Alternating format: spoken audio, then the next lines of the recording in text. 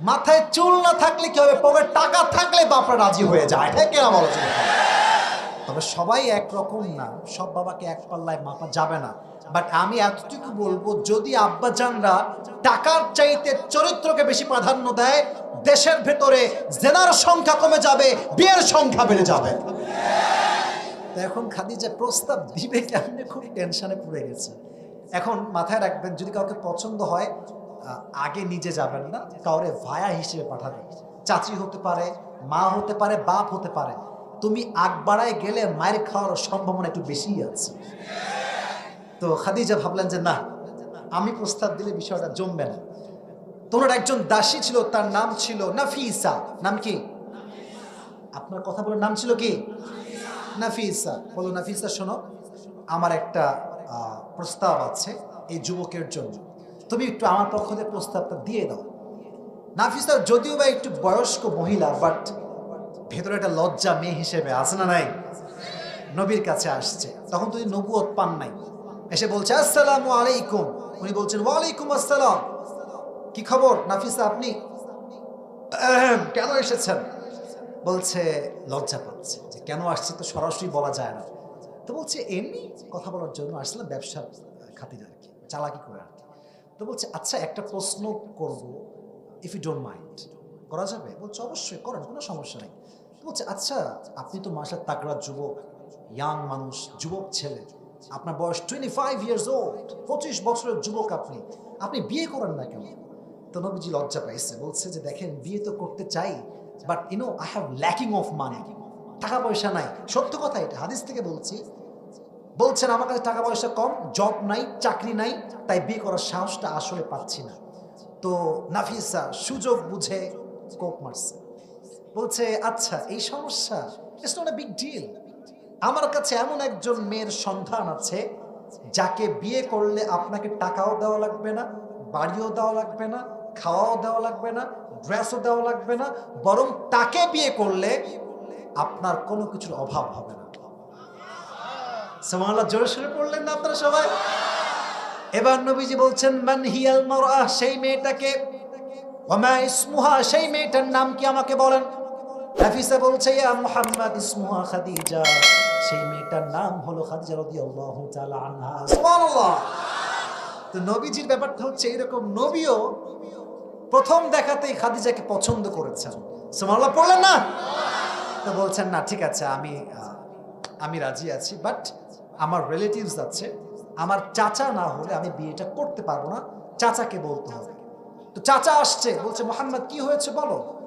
বলছে চাচা যান, আমার পক্ষে তো এটা একা করা সম্ভব নয়, খাদিজার পক্ষ থেকে এটা বিয়ের প্রস্তাব আসছে আমার জন্য, আপনি কি রাজি আছেন? বলছে আরে তো কপালের ব্যাপার, এরকম মেয়ে তো কোথাও পাওয়া যাবে না, বিয়ে করে ফেলো, কোনো সমস্যা নাই, বিয়ের জন্য আয়োজন করা হোক। এবার আসেন সুন্দর একটা কথা, বিয়ের ক্ষেত্রে অলিমা আছে না নাই? আয়োজন হয় না বিয়ে শাদীর জন্য? একটা আয়োজন হয় না, হয় না? আয়োজন বেশি একটা করবেন, যত বড় আয়োজন করবেন, খাওয়াবেন মানুষকে, মানুষ বড় বেঈমান, পেট ভরে খাবে, ধুমাইয়া খাবে, আর যাওয়ার সময় বলবে লবণ কম হয়েছে। বেশি আয়োজন করবেন না, নিজের বিয়ে নিজে খাবেন ভাই, আমি শিখাই দিচ্ছি। নিজের বিয়ে নিজে খাবেন, এনজয় করবেন, 14 গোষ্ঠীকে দাওয়াত দিয়ে খোঁড়া খাওয়ার দরকার আপনার নাই, ঠিক না বল? ছোট্ট একটা আয়োজন হয়েছে। তো আবু তালেব বলছে তোমার মোহর কি দিব? আমার কাছে টাকা পয়সা খুবই একটা নাই, তোমাকে আমি 20টা উট মোহর হিসেবে দিব। কয়টা উট? তো খাদিজা বলছে ঠিক আছে দেন, আমাকে কোনো সমস্যা নাই, 20টা উটই আমি নিয়ে নিব। বিয়ে হয়ে গেল, বিয়ের পরে অলিমার একটা দরকার আছে। তো খাদিজা বললেন আমার যে 20টা উট আমি মোহর হিসেবে পেয়েছি নবীর পক্ষ থেকে, এই 20টা উট জবাই করে মেহমানদেরকে খাওয়াই দাও। What a broad-minded personality, man! কি বড় মনের মানুষ ছিলেন তিনি। এখন যখন বিয়ে হয়ে গিয়েছে, এবার আসেন আয়াতের মূল কথা, এটা হচ্ছে আয়াতের মেইন মেসেজ। বিয়ের পরে মক্কার ভেতরে কানা ঘষা শুরু। আরে মুহাম্মদের মতো একজন ছোট্ট যুবক, যার টাকা পয়সা কিচ্ছু নাই, তাই খাচ্ছে কেন বিয়ে করলো, এটা নিয়ে একটা বড় ঝামেলা শুরু হয়ে গেল। সবাই বলল আজ থেকে আমরা খাদিজাকে সামাজিকভাবে বয়কট করলাম, তার সঙ্গে আমাদের আর কোনো কথাই নাই। এবার খাদিজা সবাইকে ডাকলেন, মদিনার মক্কার সব ধনী ব্যক্তিদেরকে ডাকলেন, আচ্ছা ভাই, কি সমস্যা আপনাদের? আপনার স্বামী, আমার স্বামীর কি সমস্যা আপনাদের? বলছে তুমি হচ্ছে ধনী, তোমার স্বামী হচ্ছে গরিব, এটাই মেইন ফ্যাক্ট, মেইন প্রবলেম। এবার আসেন, আল্লাহ বলছেন ওয়াজাদাকা ইলান ফাগনা। খাদিজা বলছেন ও গরিব তাই সমস্যা? আজ আমি খাদিজা ঘোষণা করলাম সবার সামনে, আমার যে সম্পত্তি আছে আজ থেকে আমার সমস্ত সম্পত্তির মালিক আমি আমার স্বামীকে বানাই দিলাম। ওয়াজাদাকা ইলান ফাগনা। নবী আপনি গরিব ছিলেন, এমন একজন মেয়েকে আপনার জীবন সঙ্গিনী বানিয়ে দিয়েছি যে তার সমস্ত সম্পদ ইসলামের জন্য আপনার সামনে কোরবান করে দিয়েছে। সুবহানাল্লাহ পড়া। এবার আল্লাহ তাআলা নবীকে কয়েকটা নির্দেশ দিচ্ছেন, তিনটা। এটা শুনে আমাদের ওয়াজ শেষের দিকে এই সাদা গেঞ্জি হয়ে যায়, ওইটা সাদা গেঞ্জি ছোট বাচ্চা বসো, এদিকে এদিকে এদিকে, কিচ্ছু হয়নি, এদিকে তাকান। বলেন কয়টা নির্দেশ? শুনি নাই তো ভাই, জোরে বলেন না কয়টা? এক, ফাআম্মাল ইয়াতীমা ফালা তাকহার। ইয়াতীমদের সঙ্গে খারাপ ব্যবহার করবেন না। কিছু মানুষ দেখবেন ইয়াতীমের সম্পদকে লুণ্ঠন করে খায়। আবার অনেক মানুষ আছে যদি জানে যে ছেলের বাপ নাই তার সঙ্গে জুলুম শুরু করে দেয়। ঠিক কিনা বলেন যুবকেরা?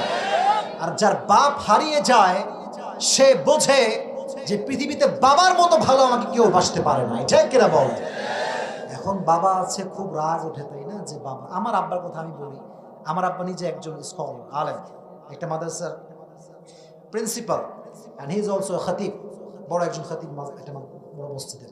তো আমাকে দেখলেই শুরু হবে নসিহত, আব্বা এইটা করবা, ওইটা করবা না, এইটা করবা, ওইটা করবা না। তো আমি কখনো বিরক্ত বোধ করি না, কারণ আমি জানি আজ যদি বিরক্ত হয়ে যাই একদিন এই বটবৃক্ষ থাকবে না, সেটা আমি বাপকে খুঁজেও হারিকেন দিতে পারবো না। ঠিক আছে যুবক ভাইরা? আজ আছে মূল্য দাও, থাকতে মূল্য দাও। মানুষ হারিয়ে গিয়ে মূল্য দিলে কোনো লাভ হয় না। ঠিক কিনা বলো যুবক? ফাআম্মাল ইয়াতীমা ফালা তাকহার। ইয়াতীমের সঙ্গে আপনি খারাপ ব্যবহার করবেন না। ওয়া আম্মাস সাইলা ফালা তানহার। কেউ আপনার কাছে চাইলে, সাহায্য চাইলে তাকে ফিরিয়ে দিবেন না, তাকে নো বলবেন না। ঢাকায় যখন আমরা যাই, জ্যামে গাড়ি আটকানোর সঙ্গে সঙ্গে গরিবদের সিরিয়াল লেগে যায়, খালি এসে গাড়িতে নক করে, দেন স্যার কিছু দেন। যদি আমি এসি গাড়িতে বসে এই কথা ভাবি, যা রে এত বিরক্ত করে, এই নাই সেই নাই, হবে না, যাও। আল্লাহ বলছে শোন, তোরে আমি যেমন নামাইছি উঠাইছি, যেমন তোরে আজকে উঠায় রাখছি, তোরে এক মুহূর্তে আমি আল্লাহ নামাইতেও পারি। ঠিক কিনা? ওয়াতুইজ্জু মান তাশা ওয়া তুদিল্লু মান তাশা বিয়াদিকাল খায়র। সম্মান দেওয়ার মালিকও আল্লাহ তাআলা, লাঞ্ছিত করবার মালিকও আল্লাহ তাআলা। অতএব কাউকে ফিরিয়ে দিবে না। মনে করেন কোনো গরিব আসছে আপনার কাছে, আপনার কাছে মাত্র 10 টাকা আছে, আপনি 2 টাকা দান করেন। 500 টাকা আছে, আপনি 10 টাকা দান করেন, বাট দেন। কম হোক বেশি হোক দেওয়ার চেষ্টা করবেন। রাজি আছেন তো ইনশাআল্লাহ? সর্বশেষ আল্লাহ তাআলা বলছেন ওয়া আম্মা বিনিআমাতি রাব্বিকা ফাহাদ্দিস। নবী হে, আমি আল্লাহ তাআলা যে নিয়ামত আপনাকে দিয়েছি মানুষের সামনে সেই নিয়ামতগুলো বর্ণনা করবেন। মনে করেন আপনার যোগ্যতা আছে, এই যোগ্যতা আপনি প্রমাণ দিবেন। আপনাকে আল্লাহ অনেক সম্পদ দিয়েছে, এই নিয়ামত বর্ণনা করবেন। যা আল্লাহ নিয়ামত আছে যত বেশি শুকরিয়া তান বলবেন, আল্লাহ বলছে আমি আল্লাহ আরো ডবল তোকে বাড়াই দিব, বাড়াই দিব, বাড়াই দিব। সুবহানাল্লাহ। তাহলে এবার যুবক ভাইরা মনোযোগে চলে আসো। আমি বলেছি 12:30টার মধ্যে ওয়াজ শেষ করব, আমি আপনাদের বিরক্ত করব না। বাট এখন যে শ্রোতা এখানে বসে আছে এরা হচ্ছে আসল শ্রোতা, আসল অডিয়েন্স। টাঙ্গাইলের রানাগাছের ভাইরা, যত বড় বক্তাই ওয়াজ মাহফিলে আসুক না কেন, সবাই কিন্তু বক্তার ওয়াজ শুনতে আসে না। অনেক লোক যারা পেছনে থাকে এরা বক্তার শুধুমাত্র ফেস দেখতে আসে। এর কারণ আমি বলছি, আগে ঠিক বলবেন, আগে শোনেন। অনেক বক্তা ভাইরাল, আলোচনা ভাইরাল, অনেক নাম আছে, দাম আছে। তো তারা কি করে, আরে হুজুরকে তো সারা জীবন ফেসবুকে দেখছি, ইউটিউবে দেখছি, টিকটকে দেখছি, আচ্ছা সরাসরি দেখবো, চল, দেখা শেষ, বিদায়।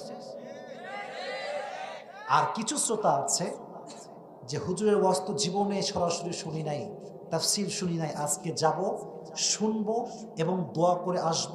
তারাই হচ্ছে এই শ্রোতাগুলো আমার সামনে বসে আছে। ঠিক কিনা? তা আপনারা হচ্ছেন আমার আসল ভালোবাসার মানুষ। তা আপনারা এখন একটা কথা মাথায় রাখেন, আমি পুরো তাফসীরটাকে সামারি বলছি, সারাংশ। শুধু শুনবেন কেন? যাতে করে আমি প্রশ্ন করলে উত্তর দেওয়া সহজ হয় এবং পুরস্কার নিয়ে আজকে বাসায় যাব। রাজি আছেন তো ইনশাআল্লাহ?